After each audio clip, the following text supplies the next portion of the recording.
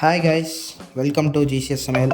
So இன்னைக்கு நம்ம channel என்ன பார்க்க போகிறோம்னா, அதிரசம் எப்படி செய்கிறதுன்னு தான் நம்ம பார்க்க போகிறோம். இப்போ நீங்கள் பார்த்தீங்கன்னா இந்த மாதிரி இனிப்பான அதிரசத்தை வந்து நிறையா ஃபெஸ்டிவல்ஸில் வச்சு கொண்டாடுவாங்க. ஸோ அதை தான் நம்ம இப்போ எப்படி செய்கிறதுன்னு நம்ம பார்க்க போகிறோம். ஃபஸ்ட்டு வந்துட்டு நம்ம பச்சரிசியை வந்து காய வச்சு தான் எடுக்க போகிறோம். நம்ம மாவை வந்து கடையில் வாங்கலை. ஸோ அதுக்கு நீங்கள் பச்சரிசியை காய வைக்கிறதுக்கு என்ன பண்ணணும்னா, 1 மணி நேரம் பச்சரிசியை தண்ணியில் ஊற வச்சுக்கோங்க.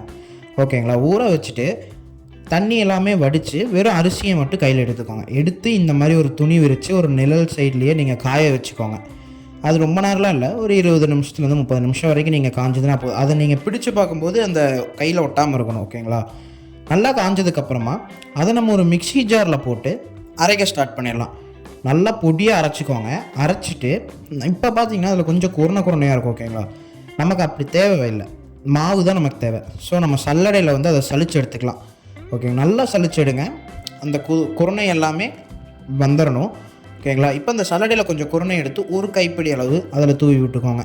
ஏன்னா அதிரசங்கும் போதே ஒரு மாதிரி குருணையாக தான் இருக்கும் சாப்பிடும்போது, அந்த மாதிரி.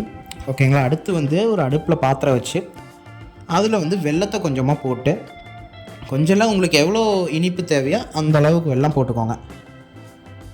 போட்டு நல்லாவே இந்த மாதிரி கிளறி விட்டுக்கோங்க. நல்லா பாகு மாதிரி ஆகணும். இப்போ நல்லா பாகு மாதிரி ஆயிடுச்சு. ஸோ இப்போ நான் கலக்கறக்கு வந்துட்டு அந்த சின்ன பாத்திரம் பத்தாதனால பெரிய பாத்திரம் எடுத்திருக்கேன். இப்போ வந்து நம்ம பாகு தண்ணி ஆனோடனே இப்போ பாகை வந்துட்டு நீங்கள் அந்த பதம் செக் பண்ணுறதுக்கு என்ன பண்ணலான்னா, தண்ணி ஒரு சின்ன பவுலில் தண்ணி ஊற்றி அந்த தண்ணியில் ஒரு 2-3 சொட்டு நம்ம பாகை ஊற்றி பாருங்கள். ஊற்றிட்டு ஒரு விரலை வச்சு உள்ளே அதை நீங்கள் தேய்க்கும் போது ஒரு உருண்டை மாதிரி ஃபார்ம் ஆகும். ஓகேங்களா? அப்படி ஃபார்ம் ஆச்சுன்னா பாகு வந்து கரெக்டாக இருக்குது அப்படின்னு அர்த்தம். அப்படி இல்லைன்னா உங்கள் பாகு இன்னும் ரெடி ஆகலைன்னு அர்த்தம். அதுக்கப்புறமா ஒரு 4-5 ஏலக்காய் சேர்த்து நான் அரைச்சி பொடியாக எடுத்திருக்கேன். 4-5 கூட இல்லை, உங்களுக்கு ஃப்ளேவருக்கு ஏற்ற மாதிரி எவ்வளோ வேணுமோ போட்டு அரைச்சி எடுத்துக்கோங்க. போட்டுட்டு கொஞ்சமாக நெய் சேர்த்து அதையும் கிளறி விட்டுருங்க. கிளறி விட்டதுக்கப்புறம் நம்ம சளிச்சு வச்சு ஒரு மாவு எடுத்து வச்சுருந்தோம் இல்லைங்களா, பச்சரிசி மாவு, அதை வந்து கொஞ்சமாக சேர்த்து நம்ம இப்போ கிளற ஆரம்பிச்சிடலாம். அது நீங்கள் பண்ணும்போது அந்த உருண்டையாக இல்லாமல் நல்லா மாவு மாதிரி இந்த பதத்துக்கு வர அளவுக்கு கிளறினா மட்டுமே போதும். ஓகேங்களா? அதை ஒரு பவுலில் ஊற்றி வச்சுக்கோங்க.